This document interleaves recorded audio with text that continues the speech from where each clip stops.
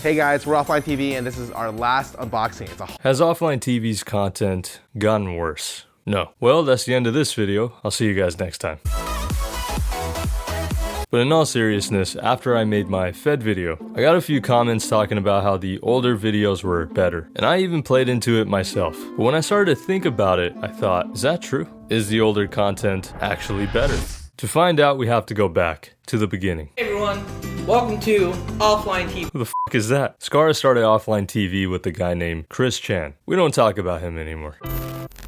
They hired two guys named Xell and Mark to produce the content, and this started off the first era of Offline TV, and it started off badly. Offline TV took forever deciding when to actually make content, causing Mark and Xell to become frustrated with leadership. But when it did start, it laid the foundation for the content that the fans recognized the most. Ice cream. Old classics like You Laugh, You Lose and unboxings, and a group of league streamers finally leaving their houses to do anything, really. It all started here, but there were some things that fans probably wouldn't recognize, like reality-style TV interviews, Lily being single. Up above your hips, that'd be great. And they used a lot of gamer words back then. Okay, Scar's the retard then. This is Base Yuna. He was originally in Offline TV because he was friends with Skara. Additionally, I'd like to announce this kind of sucks because he's one of my best friends, the departure of Yuna. But ultimately, he was let go because he lived too far. He lived so far away. Because he lived so far. He noticed that I didn't have the motivation and I didn't. And so I got kicked out. There's also one more person you might not recognize, and that's fan favorite Pokelawls. What is your cosplay today, officer? He was pissed. Poke was very likable and funny. He didn't mind making fun of himself and putting himself in awkward situations. I think he provided a unique personality to the org that they were never really able to replicate. Poke would leave Offline TV after getting stuck in Canada for having visa issues. He would then be replaced by a guy who would later become stuck in Canada for visa issues. Legendary voice actor and boxing champion, Disguised Toast. This is Disguised Toast. Nice to meet you. Nice to meet you. You were so shy. Chris was like, why don't you come over to the house for a couple of days? And then he came for a couple of days and he came in and he was like, you're sticking around longer, bitch. Before Among Us Toast, there was Mafia Toast. And here you got to see Offline TV finally start to take shape. The channel was thriving off of party games and activities, and the cast got a chance to become more comfortable with each other. Maybe a little too comfortable.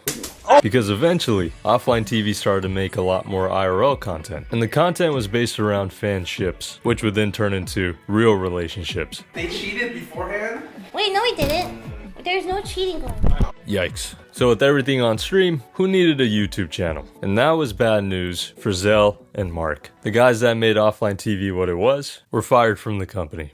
They put out statements talking about their problems with leadership, creative differences, and issues with the content. I didn't feel like I got set up for success within Offline TV. Mark was given an ultimatum that he declined, and there was someone notable missing from their goodbye posts. It was Chris. And that was it. Offline TV would move forward without them, thus ending the Xell and Mark era. Mark and Josh are working with us again. What the fuck? Xell and Mark came back, and they produced some of the worst Offline TV content, based on metrics. Serialized content like podcasts, guest interviews, and D&D. The views were low and they didn't even like making it. A lot of hours, didn't work out. But, you know, we gotta try new things to know that things don't work out. Fed took over the creative role, and for the second time, Xell and Mark left Offline TV. But this time, due to their own accord. And then we left again.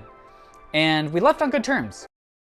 This ushered in the era of a more dorm room style of content, and it had something the content before it didn't have. Hi, my name is Michael Reeves. A lot of crackhead energy. Let's play hide and go seek. Michael Reeves! Do you do crack? Of course. True. The Fed era is the reason I received those comments that I did. Not only did they continue making videos on the content that already worked, but the content was more focused on how the cast interacted with each other, rather than any unique concept. I love Blizzard. I love This was a lot of fans' favorite content, and the views showed it. The Fedmyster Era has some of the highest views for any offline TV content. And it didn't stop. The same way Xell and Mark were phased out, Fedmyster phased himself out now that he was on screen more, and then he phased himself out entirely. Introducing Brodin. Zoom up a little bit. Perfect. With Fed gone and all the controversy behind them, the Brodin era has been pretty drama-free. He took all the offline TV content that worked, and he did it with higher production, in comparison to the older content, which sometimes could have had bad audio, a bad thumbnail or two, and some concepts that didn't work. And this is why I say their content hasn't gotten worse. When Brodin came in, he continued to make the Fed style of content, and then kept introducing new concepts, and even innovating old ideas. But not everything has been perfect. John's hand in this thumbnail is bothering the fuck out of me. It's facing the wrong way. And the corn video is pretty bad. The problem is, fans have been asking for an escape room since the beginning. They even made their own escape room, and people kept asking. Not knowing, you're not allowed to film the puzzles, you idiots. So then, why do people talk about missing the old offline TV? I think it has less to do with the old content being better, and more to do with how everyone interacted with each other. The personalities blended, and they played off of each other really well. But now I could sometimes feel like one person is carrying at a time. Older videos relied more on personalities, while newer videos have the addition of challenges and punishments to provide the entertainment. So junky. So if a video is not particularly funny, it still gives you a reason to watch. The older content didn't have that luxury. If it was bad, it was bad. But this is probably why the new unboxing video doesn't feel as good as the old ones. It just wasn't as fun. Or why the older cooking video is a lot better than the new ones. It was simplistic, and the emphasis was on the cast and how they worked together, rather than the concept itself. Hello.